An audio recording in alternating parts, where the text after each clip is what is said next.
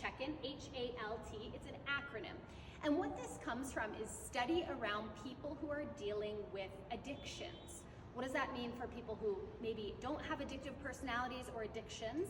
What it means for us is it means that we will make less self-destructive choices. Even if you don't deal with an addiction, chances are you're a human being and you make self-destructive choices, like trying to manage our stress with add to cart at night or a couple glasses of wine, or right, these kind of decisions that don't necessarily help us. So the 4 places that we check in with, the H stands for hunger.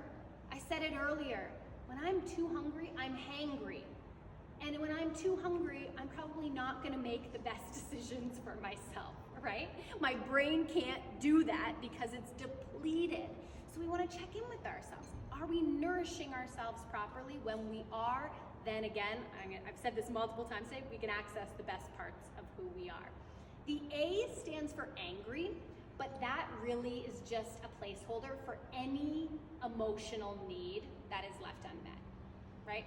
If we're feeling really sad about something, we're not gonna make the best decisions for ourselves. If we're feeling really angry, we're not gonna make the best decisions for ourselves. So any emotion that we haven't given ourselves space to process, that we haven't communicated that emotion, that we haven't dealt with it, maybe in therapy or with a psychiatrist or something like that, is probably going to, right? When we're sad, how many people like to add things to cart when you're sad? I do.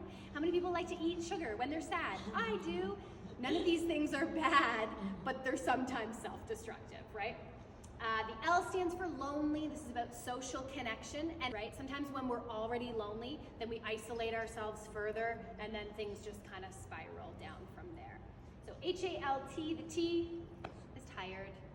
Like, we're not actually complicated human beings. Like, you feed us, you take care of our emotions, you connect with other people, and you sleep, and you're so far, you're in such a good place to like access those best parts of yourselves.